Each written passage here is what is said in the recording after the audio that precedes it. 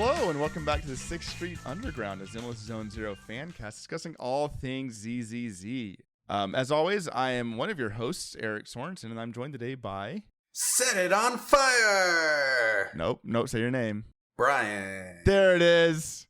Mocktails Mixers Ice. The snacks are real nice. You can't say that's plagiarism. Listen, I can't believe there are people who don't like this song. Because it just like lives in my brain. Who doesn't like it? Haters. Bunch of haters. Haters gonna hate. You know who aren't haters is us when we're talking about ZZZ characters. Today we're doing a breakdown, Brian. We're gonna talk breakdown. I still can't spontaneously beatbox, and I am sad. You're working on it though. Not really. One of these days we're gonna open up a podcast. It's gonna be you like freeform beatboxing for 18 minutes, and then we'll start the episode. And I will leave every second in. If anything can get me to break. Well, now I even forgot what I'm trying to break. Break dance. Break beat. You got this. So anyway, the characters we're talking about. We're talking about Burnice today. Burnice. Because Burnice is the newest one. As of the recording, after pretty soon, we get Yanagi's coming down the pipeline and Lighter's coming down the pipeline.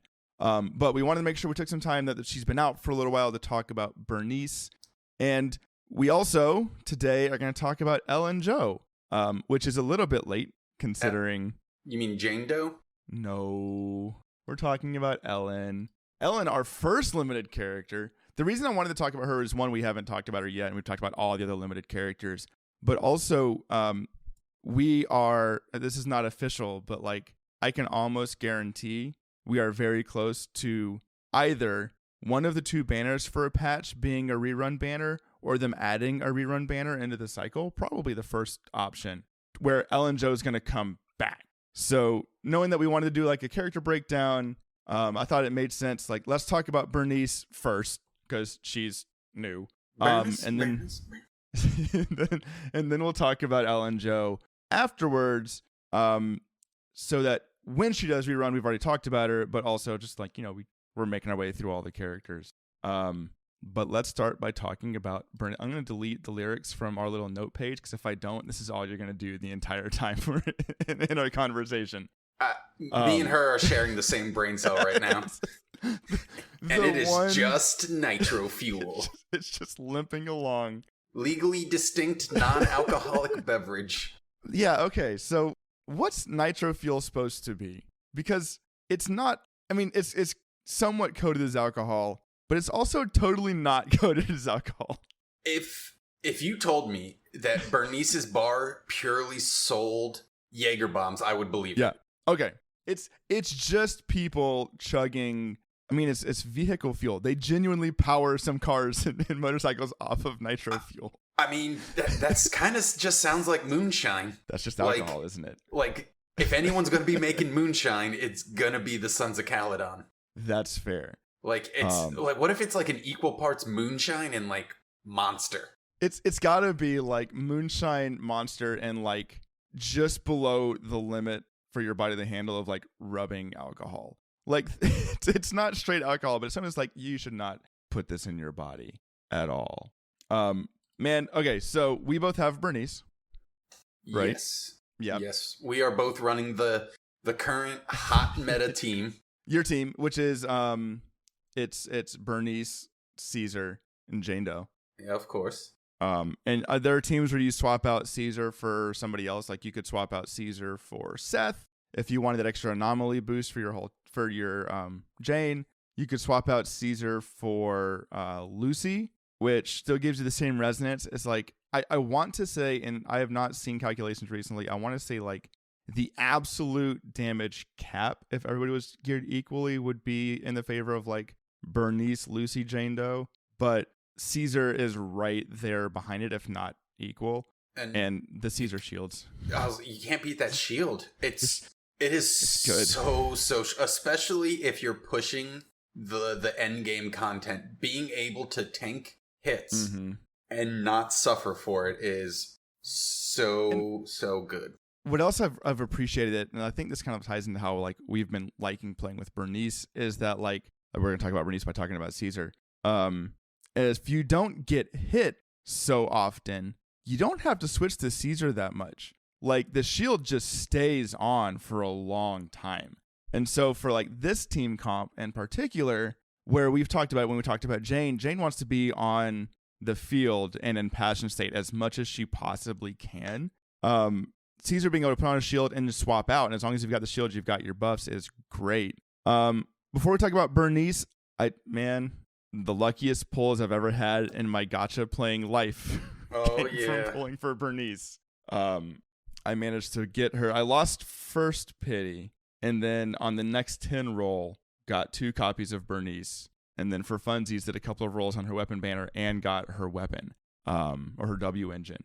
And so I think I'm obligated to have to play with Burnice as much as possible now, just because the gacha gods smiled in my favor. Burnice is a anomaly character, and I think, like we talked about, the biggest thing for her is that she does really good anomaly application with her flamethrowers, but like the neat part is that she doesn't have to be on the field to keep applying fire. Yeah. And yeah. Her being able to just tag them, put her little fire emoji on, and then switch over to whoever your main DPS, and obviously in a lot of people's cases is going to be Jane Doe. Yeah. And then you're just taking Jane Doe and you're giving her little rat steroids, which she didn't need. She doesn't need it. She gets it, but she does not need it. I think yeah. I was gonna say, and then like you said, I wonder how she plays as a main DPS. I haven't looked too much into other team comps, but I wonder how she would play not as the backup off field damage enhancer. I dabbled with her not as like a Jane support, but using her on a Soldier 11 and Lucy team. And my Soldier 11 is not fully built. She's just kind of mostly there. I have not used her as the carry, but on that team where she ends up sharing a lot more of the field time than like Jane does, because Soldier 11 really kind of wants you to use her skill or use the ult or like get really good at timing, which I'm not. She puts out some pretty reliable damage. It's a lot of positioning. And I feel like this is one of our characters who she really does reward you for being able to group and position enemies in a good place, so that when you hit like your flamethrower or the double flamethrower, ideally, you're hitting as many people as possible. So there are definitely fights where like I lead with her and I don't just like run straight in, but like I kite a little bit so that they group up and I can tag them both, get a bunch of fire damage applied quickly, and then swap out. Okay. So like you start looking, like Jane Doe and like almost every anomaly character so far wants people to be around her, so she hits them with her like cleave. Burnice likes a line, so if you can get people in a line. And then I did notice too is that you say a line, yes. Oh, we'll mention that in 2 weeks' time when we talk about Yanagi, or the episode that came out on Tuesday. With the way her double fire channel works, at the end of it does an explosion around the target, so it's got a little bit of an AoE there. But like when you start talking about the most recent Shiyu defense level 5, which was, have you done it yet? Like the 5th floor for Shiyu defense right now is a nightmare. No, my backup team is too weak to. I've got, because I got them up there, and then I didn't like go the extra step, so they don't have good W engines. They don't have their records and stuff. Yeah. I can really notice the difference. Okay. And so like they are even though they're at the level requirement, they're not at like the build, equipment. And so like the difference between the two groups is astronomical. And it's not even just like one being a better, more meta team, because the other team is still your good. Team. Yeah. I have to build the rest of them up. Especially I have to build up Qingyi because she spends so much time on the field. Like I just had her like just good enough to group the enemies and stun them for Zhu Yuan, but that's not cutting it anymore. Yeah, you've been putting all your time, and I'm super guilty of this. Of like, I'm putting all my time into the new hotness, but I didn't finish building the old hotness. And now I was going through my own teams, going like, all right, so my backup team is Ellen Joe, and realizing that like the stunner for my Ellen Joe team is still wearing A rank disk drives, and I'm like, I know I've had time. I should have fixed this by now, and I just definitely haven't. been days when I logged on and I'm like, I don't really have anything to currently farm. I'll just farm XP for my next character. Yeah. And then meanwhile, everyone's like, please, sir, can I have a scrap of it? Which, thank God for those the boot camps now. So at the very least, I can I'm working on that with other people to get them up. Just so I'm like, it's literally free. It's not even costing you Denny's to level them up. So it just takes you 30 seconds to slot some people in. And so one day I'll actually have someone that isn't just my 3 favorite characters at the moment. Wake up 2 a.m., sit up, bolt upright. I should have farmed stun W engine parts. What was I doing? Well, I will say, to connect it back, the first time I did that Shield Defense level 5 before Burnice, I had a lot of trouble. Just there's a lot of enemies and they like to run away from each other and spread. But her channeled fire, if we've danced around it. You really want Burnice to be using both flamethrowers at once, right? And there's a couple of ways you can get to that. You can hit your skill button and then hit it again. The first time you hit it, she starts with 1 flamethrower. You hit it again, she does 2. You can also do a charged, a hold basic attack till she spins. And then if you hit skill after that spin, it goes straight to the double barrels. And that spin applies her flame emoji. But when she's using double flames, for most enemies, especially smaller enemies, it's got kind of a stun lock element to it because it's doing damage fast enough. It does. It also has something very fun that I found out with Motorcycle Boss. Yes. Is it's auto tracking. So if you time it just right and he starts driving circles around you, Burnice just spins like a wild woman. Just spraying and it's just slow enough that she doesn't actually hit him because he's just outpaced. So she's just spinning in a circle, just trying to catch him with a flamethrower, which always cracks me up. But it's a good stun, against Shadow Jane. It will stop Shadow Jane in her little mouse tracks. I think and somebody listening can probably know more about this than I do. I think when it comes to staggering enemies, the size of the enemy actually does matter. Because I know there are some bigger enemies that I would argue are way easier than Shadow Jane that do not get stunned. Yes. And then you've got Shadow Jane, who's arguably one of the hardest bosses in the game right now, but she's a lot more interruptible than some of these bigger guys.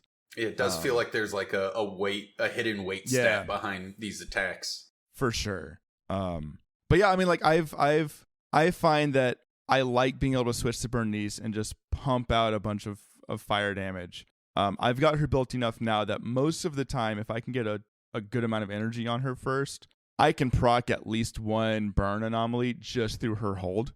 And then when I switch to Jane's applying physical and then still building up burn again in the background because of Burnice's ability. And those numbers start popping off and it those melts. Are when it lands perfectly. That's when I'm just I'm all right, my assault's about to go off. They're going to take a huge chunk of damage, and I won. It's over. That was half their health because I got double anomaly proc at the same time. For sure. What I do like, and I know they talked about an update eventually where each character will get their own ultimate, so this won't matter as much in the future. But I like her ultimate assist. Yes, I was gonna mention that. I think that's a really cool. It's cool. It not only does it look really, really dope when you get her up in the air doing the pinup pose and Jane sliding underneath to go and whack the enemy.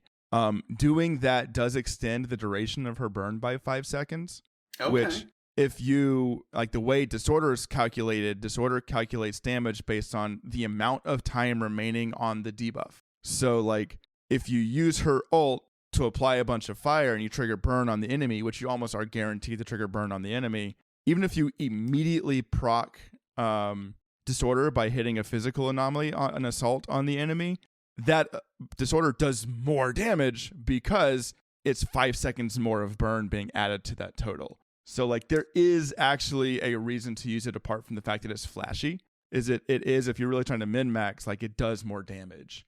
Okay, I just liked it because it was flashy. Yeah, because it looks cool too. And if you're really lucky and you get a wipeout while she's up in the air and you get the right angle, you can get her like up in the air from a wipeout screen. Yeah, I haven't been able to get a good screenshot of it, but I've had it happen once or twice. I'm like, ugh. And then you got your little, you got a hot Marcus or red Marcus. Hot Marcus. You've got hot Marcus in there on his little one wheel. I don't know about you, when I get to the point where I'm like, okay, I know that this enemy's going to die pretty much when I use this ult, I will like use ult, swap to Jane, and then try to swap to Caesar as fast as I can, try to get all three in the same wipeout screen. It's tricky, but you can line it up sometimes. But I think, so like what I think is cool about Burnice is right now, like the Burnice team is Burnice with Jane Doe, right? There is a really strong mono fire team now where you could be running like Burnice and Soldier 11 and Lucy or Kaleda, or I mean any combination of those is going to be really solid. So Burnice works now, but also, you know, we're going to talk about her more when she comes out, but Yanagi's coming out, and Yanagi cares about disorder. Yeah. Which means you need anomaly appliers of two different elements. Guess what Burnice does? No, I've been thinking about that, of like when Yanagi comes out, having those two, and then maybe Caesar on that team for a third. Yeah, because Jane Doe can. Yeah, I'll have to actually look and see like how like, you know, what everyone's like friendship requirements are. Yeah, because Jane Doe by herself is still so strong. I could just throw her back on a Seth Rena team. Yeah. And her just still do just fine, and that might be what I need to kind of break the Shiyu barrier now is, like you said, Bill also because I'm going to fall in love with Yanagi as soon as she comes out, and I was like, if I can slot her into two characters that I've already fully built up. But yeah, Burnice is it's a weird DPS support kind of role she's got, or can fill. It's kind of this like, Anomaly is weird right now. And like, I mean that as somebody who loves Anomaly characters. And like you and I both, even before we were playing ZZZ, we like games where you can play a debuffer.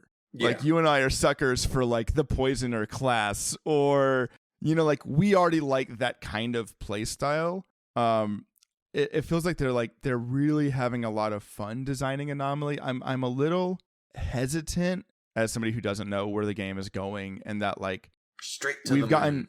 There's a lot of Anomaly characters right now, and they're like, why would I play an attack character when there are so many Anomaly characters? And like rumors have like Miyabi being Anomaly as well, and it's just like, how are we going to differentiate Anomaly characters from DPS characters, from attack characters? But like, I think some of that might just be indicative, like a part of how good triggering Anomaly is, and like how core to the gameplay loop triggering your assaults or your burns or your shocks is, that like characters who are built around playing off of that is just going to be really strong anyways. It does mean that like, you know, I don't know if I'm going to go hard for Yanagi, but I might go to first pity and see what happens. Yeah. You know, like that's where I'm at. I mean, the important thing to remember is with Yanagi and with any character, they will rerun again. So like, and by the time they rerun, there may be a totally different meta. We may find out that like, actually, you know what, Yanagi and Burnice don't play that well together because Yanagi has these requirements or whatever. But then 2 months later, like Yanagi's best friend comes out, or she plays well with Miyabi, which is my assumption. Yeah, is but that no, like, I do. Yeah, I do like Burnice. I like kind of a Yanagi tangent again. I subtly redirected it back, and then you had. You did a good job. I put a lampshade on it, but you did a great job, Brian. But no, I like Burnice. I think she's neat, and I'll kind of be interested to see how she kind of. It's funny how the Sons of Caledon, who are the outcast biker gang faction. Yeah, how good those characters can just slot onto anyone else and make them like better. Everybody's friend. they're the outcasts that are they're like, oh, I'm a broody outcast, no one likes me, and everyone's like, no, everyone wants you. You're whatever the opposite of an outcast is. You're an incast. They're the cool punk kid in high school who like people you're scared of them, but it turns out like the punk kid is just like a super nice, friendly guy who has a variety of interests and like can play sports and also play music and just like is a cool dude. But also a pyromaniac. But it's also, yeah, I mean, like, before we move on from Burnice, like, I think she's an interesting character, too, because the Sons of Kaladin, none of them have been really, like, super serious. Caesar has her moments, but, like, Burnice is just a goofball. They've not done anything else with it. I still haven't played through her character episode. And it's one of those where I'm almost afraid to. Because it feels like the trope of like she's super silly and constant, and then they're going to do the backstory, and you're like, this woman has been through literal hell. I don't know. I feel like you're probably right. No, I feel like it probably won't. I feel like it's going to be kind of lighthearted throughout. Yeah. But she also just strikes me as that character that like has that horrible, awful backstory, and she's like, if the smile goes away, the pain comes out. Yeah. If I am happy everywhere, I can't let the tears emerge. I don't know. I think like I love Burnice. I think as a character, she's a little bit one note. Like, and I think that's okay, right? Like, it's okay for her to be like, this is who she is. She's a super happy pyromaniac nut job, but everybody loves her and it's totally cool. And like, it's okay to have that. And these kind, like, I love those kinds of characters just because it creates more space for us to have more complex characters, or like. Well, and it would just be boring if everyone is serious, because you got Lycaon, Ellen, Corinne, Rena. They're all various levels of serious. They got a little bit of silly, but they're all relatively. Qing Yi is serious. Zhu Yuan is serious, but also a little bit of a space cadet. Yeah, like so you have a lot of people who are like mostly serious to very serious. Burnice is like probably the silliest character. I would be willing to bet, at least when it comes to S ranks. I think like you could probably start talking about some of the goofballs A ranks, like Billy Kid, or somebody. But like I would be willing to bet that as ZZZ gets older and we start getting more events coming through, anytime they have like a not serious event that does need someone to kind of be the focal point for it, it's going to come back and be Burnice, right? Right now, she feels like, to make another Genshin reference, because I know you hate those, she feels like the Ito of ZZZ. That means nothing. Like, Ito's voiced by the same guy who voiced Ryuji in Persona 5. And it's essentially that personality of like this lovable goofball. So like, that's how Burnice feels in ZZZ, of like, we're going to get things like cheese. So I don't know. I think like it's not an insult to say that like she's not the most nuanced character, because I think the developers had like a vision for who this character could be, and they nailed that vision. And like the aesthetics are really cool. Like her glossy leather makes sense. There's a 1 hour video that's just her song that they put out. And that's all you need. That's all you need. Sometimes you just need she you know what she got to speak the kid lingo again. She got hardcore golden retriever energy. She does. She's wait. She's golden retriever coded. That's what they say. Oh, everything's coded. Everything's code veined. I like Lyoko. Code Lyoko. Oh man. Now that's a dated reference. Who doesn't love a Canadian TV show? With like 8-inch long foreheads on every character. All the more to store brain space. Oh man. Speaking of brain space. Let's talk about brain space. Yeah. Ellen. Oh, okay. Are you going to land that? You want me to take it? You got Ellen, it? Ellen Joe. Have you been able to play much with Ellen Joe? Because I know... Eric, I need to make a confession. Yes, sir. I have Ellen. You do? Yeah. Brian, when did you get Ellen? I thought you came in after her banner. I came in with like a day left on her banner and I picked her up. All right, we need to have a conversation because I think you have every limited character in the game right now. The only character I don't have is Nico Mata. That's literally the only hole I have in the rust. Brian. I've been hiding it. I was gonna when her Brian, banner came around, I was gonna play it off, but I didn't. No! I have her. I've been the team that I've been slowly building in the background. That's her team. Is that her team? I've been building her. Do we need to start a GoFundMe to support Brian's gacha habit? Can I say something else? That's the icing on that cake. Yeah. Is I just got my first S rank W engine. Really? It's for Nico Mata, the one character I don't have. I got it. I'm like, no. I was like, oh, W rank S. I was like, it's gonna be for. I was like, it's gotta go to someone. I've got them, and I'm like, that looks a lot like. Jeez, bud. But yeah, no, That's Ellen's cool.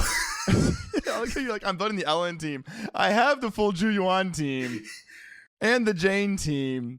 Oh my goodness, Ellen's fun. I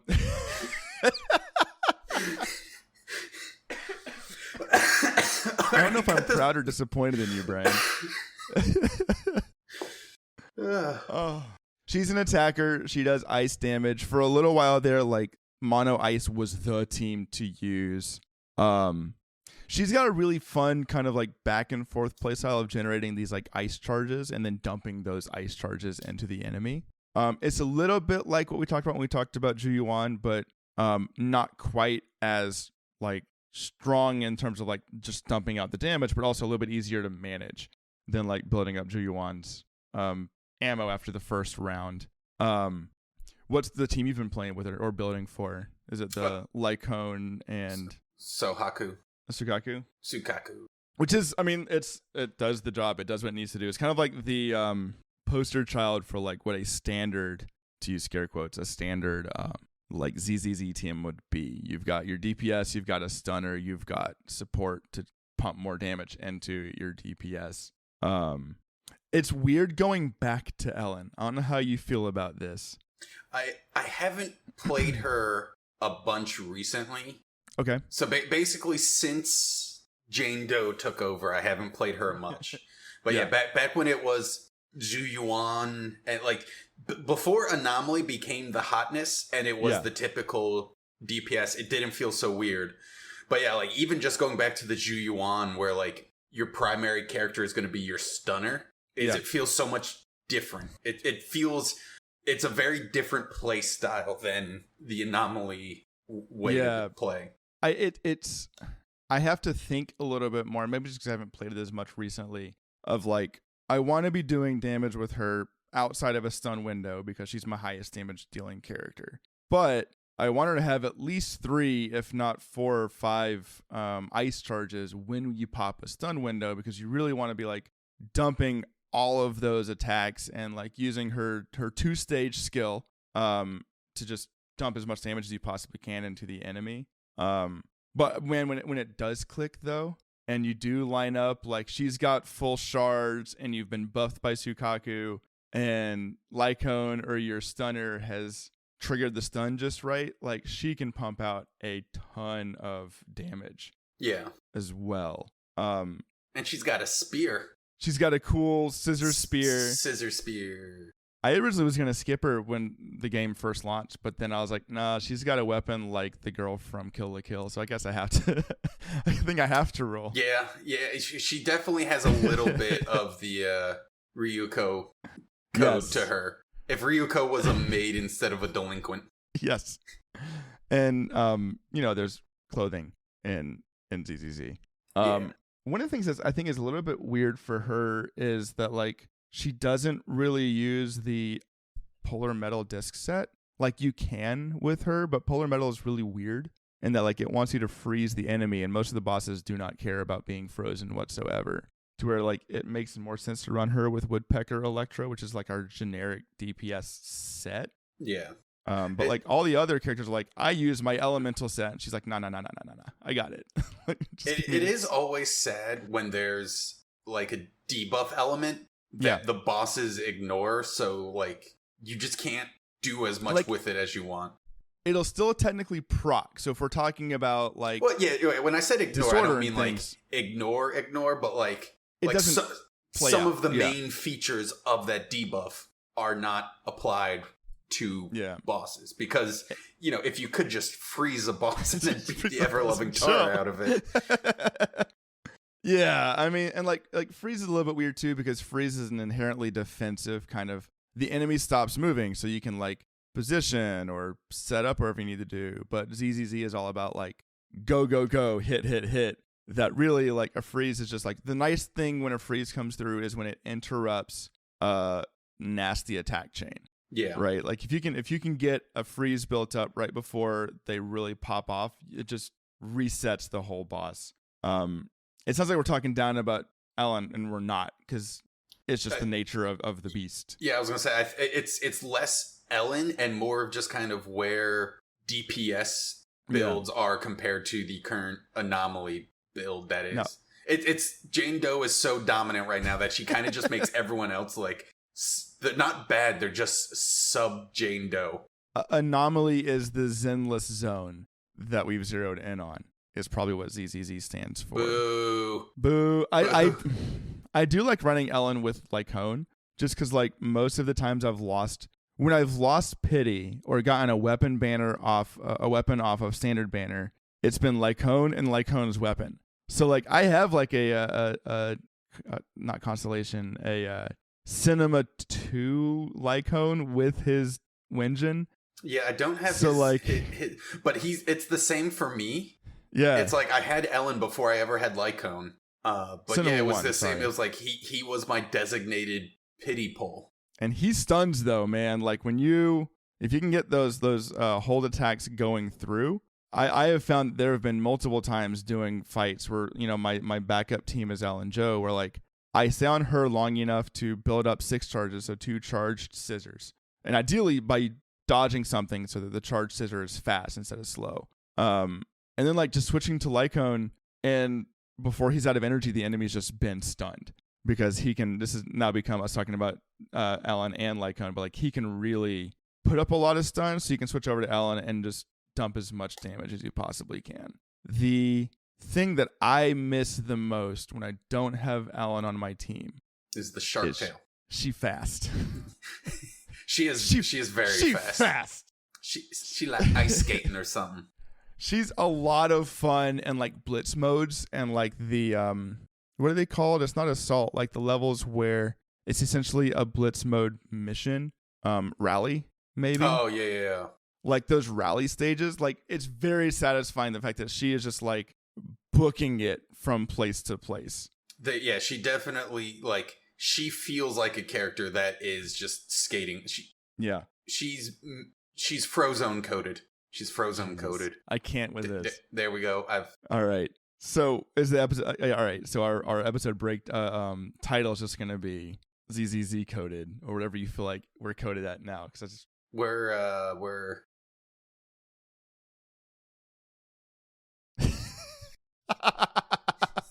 There's a joke. I can see it. There's a joke. We're so close. It's close. Right there. It's so close to greatness, but it's not there. It's just not there. We're whiff coded at this point.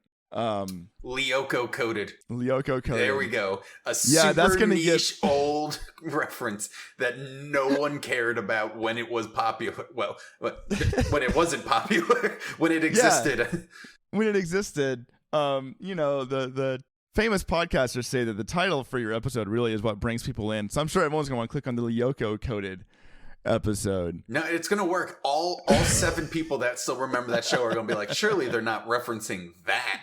They're not. What are they talking about?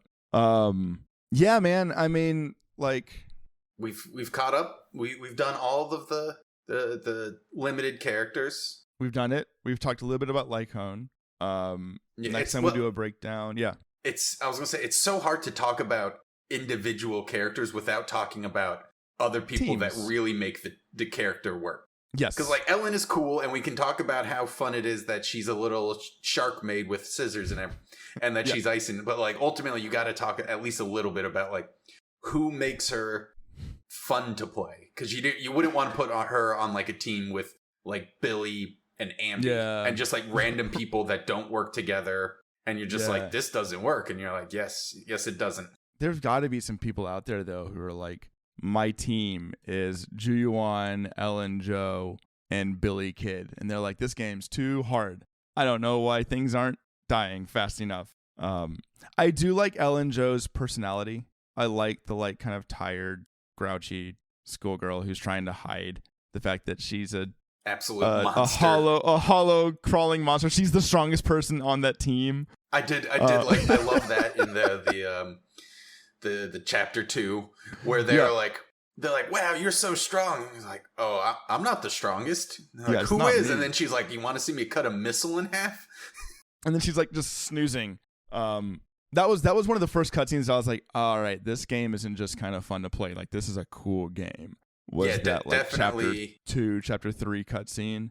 The Victoria housekeeping really kind of kicked it up a notch. And I think like what that also has to point out to highlight what you were saying earlier is that like when we talk about looking at upcoming characters and who you save for and who you roll for, unless you're Brian, which is you just roll for everybody. Roll, baby, roll. Is like we've talked about it. Her best teammate is from her faction, right? Like Sukaku's fine, and right now she's really good.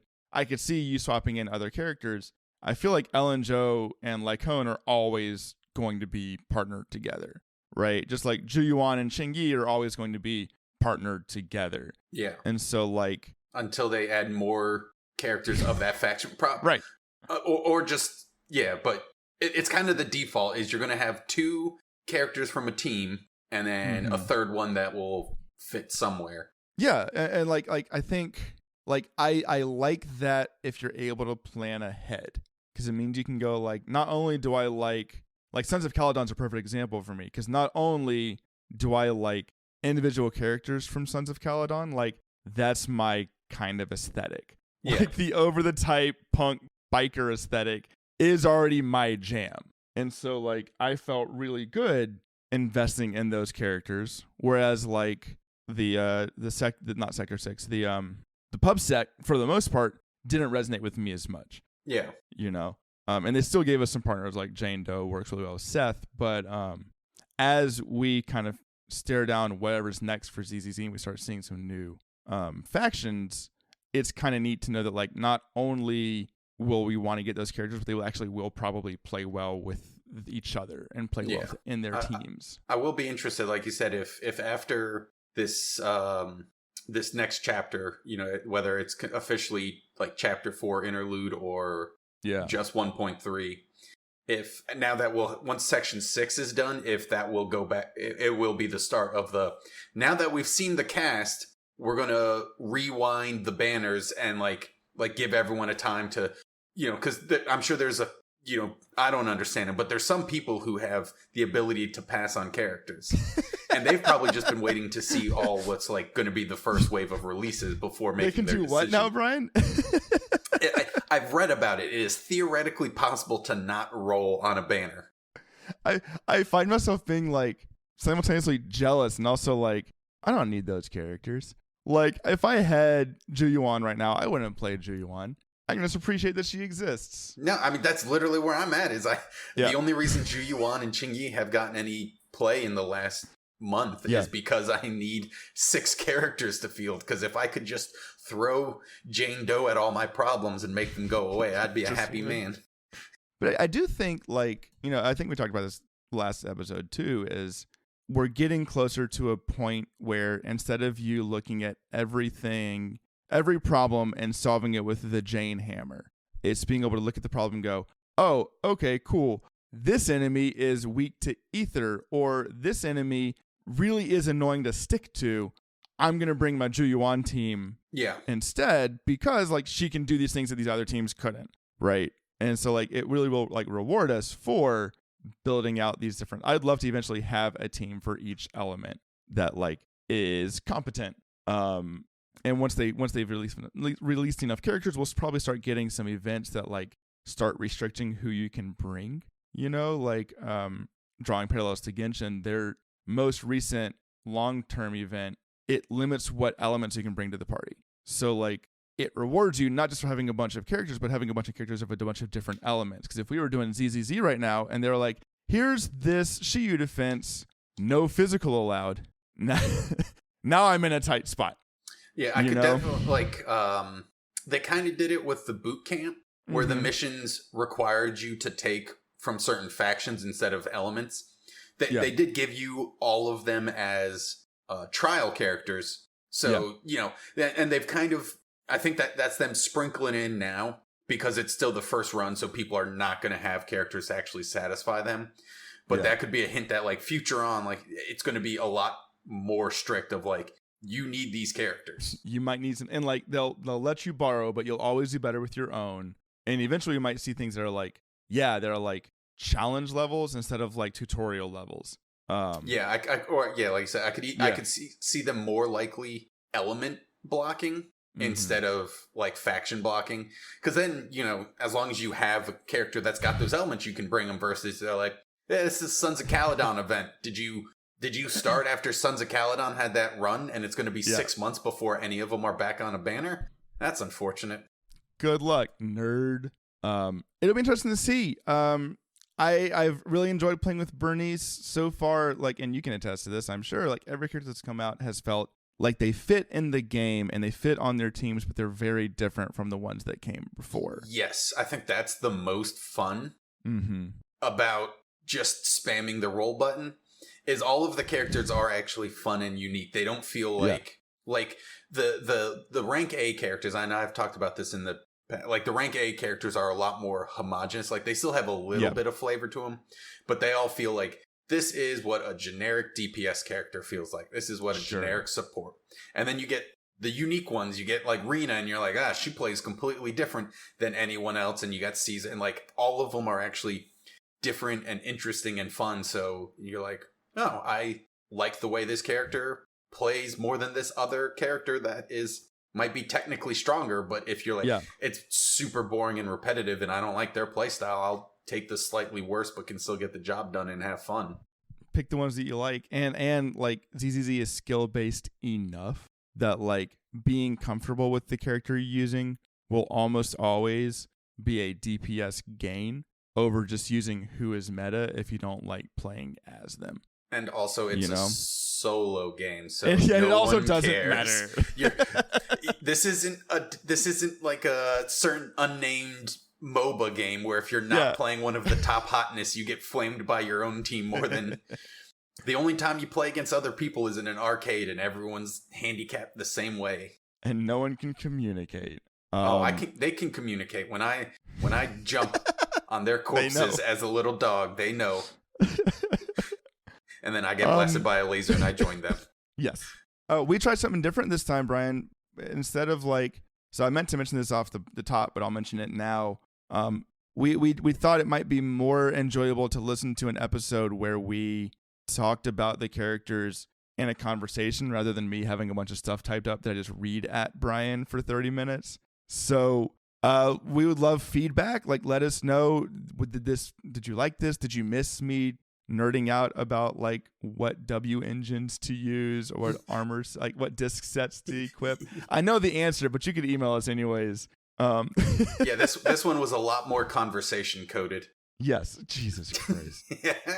All right. I don't even know if I'm using that word correctly. That's become the title. It's fine. If you want to reach out to us in any way, shape, or form, you can email us at sixthstreetunderground@gmail.com. You can also reach out to us on our Podbean website. If you're enjoying what we do, tell your friends, tell your communities.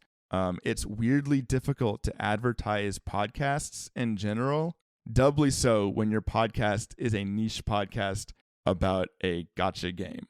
So if you like it, tell people. We'll be back in 2 weeks to talk about whatever's next. If there are things you want to talk about, let us know. Otherwise, we'll keep finding ways to gush over whatever character is newest. And we'll see you guys soon. Stay demure, y'all. Bye. Bye.